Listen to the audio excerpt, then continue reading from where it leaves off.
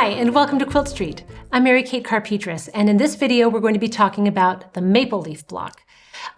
This is a great block. It is essentially a 9-patch. If you look at it, you'll see that it's arranged in 3 rows of 3 patches or units. And it's made up primarily of square patches and half-square triangle units.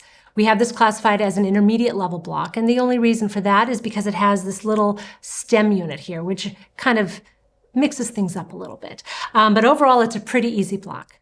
This block finishes at 12 inches, which means that all of our units or patches or square patches are going to finish at 4 inches. So just keep that in mind as we go forward. Let's push that over to the side.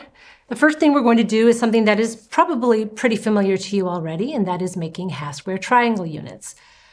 With Quilt Street patterns, we always have you cut your squares for half-square triangle units a full inch larger than the finished size of the half-square triangle unit. Therefore, these finish at 4 inches. We have you cut 5-inch squares.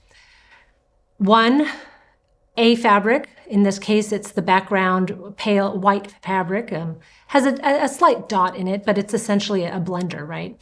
And then we have the B fabric here, is this adorable medium scale animal print. Same old, same old. You've done this before, I'm sure. You mark a diagonal line on the back of your A fabric, and you position it on your B fabric, and you stitch a 1/4 inch on either side of the line. I do want to make a quick point here about directionality. You'll notice that this animal print fabric is directional. You may have also noticed that the background fabric is also slightly directional. When I made the block, I was mostly concerned with, I really wanted to get the fabric that composes the leaf. I wanted all of those patches to line up vertically, right? To create that picture.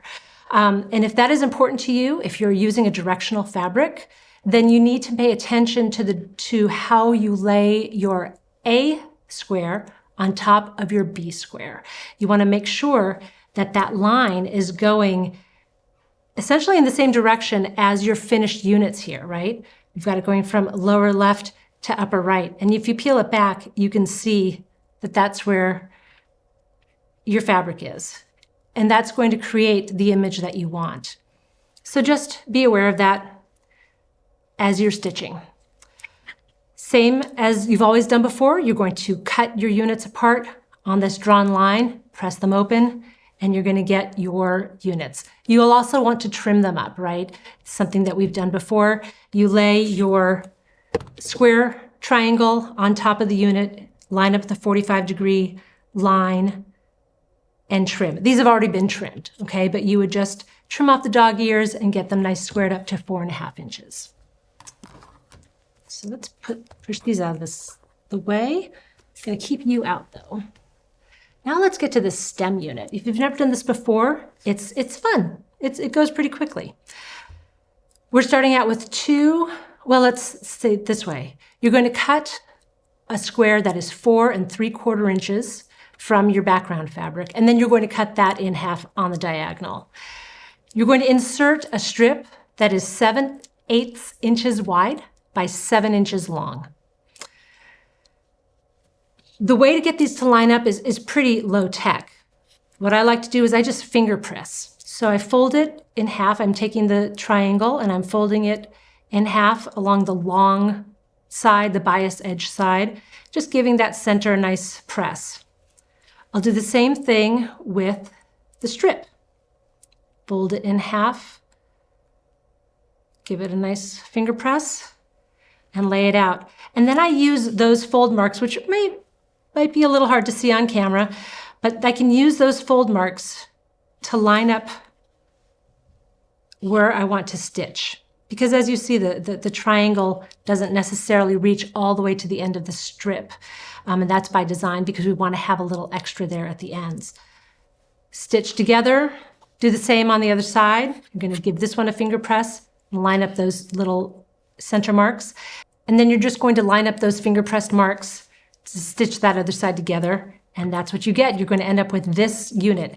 It's not done yet, right? You can tell by those dog ears sticking out at the end. You're going to want to trim those, so let's take care of that right now. Unlike with the half square triangle unit, we don't have a real definite line in the center of this unit. So you're just gonna kind of eyeball it. Again, keeping in mind that it finishes at 4 inches, so we want to trim it to 4.5 inches. And I want to give myself a little, just want to let you see what that looks like, right? So you've got quite a bit of the strip to go, not too much of the triangles. And if I were at home, I would be more on top of it. Okay, so I'm just going to reposition this ever so slightly. Make sure I've got enough here to trim. Okay, and so now we're just going to trim that side and that edge. Oh.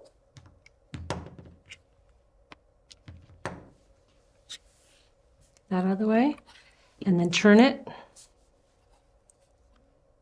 Do the same, line up my marks here on the sides that I just trimmed, and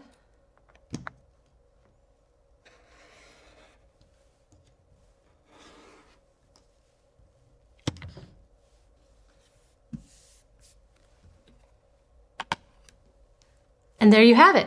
There's your stem unit. And the strip kind of constitutes the actual corners of the unit, as you can see. So let's move that out of the way. And now we can put our block together. Stem unit goes right here in the corner. We've got a couple more half square triangle units to go. And voila. And as you can see, it's a 9 patch, right? We're going to join the patches and the units in the top row. Press your seams all in one direction. It doesn't really matter which direction. I guess it depends on your fabric, right? Join the patches and the units in the second row. Press your seams the opposite direction for that. And then the same thing for the bottom row. Press those the same direction as you pressed your top row. And the reason for that is then when you go to join the rows, the seams are going to nest up nice and neat, and it's going to make your block turn out nice and square. Let's take one last look at our 9 patch, at our maple leaf, which is, as I said, a variation on a 9 patch. Pretty easy, a lot of fun. I hope you learned something new with the stem unit.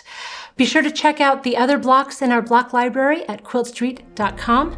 Thanks for joining us.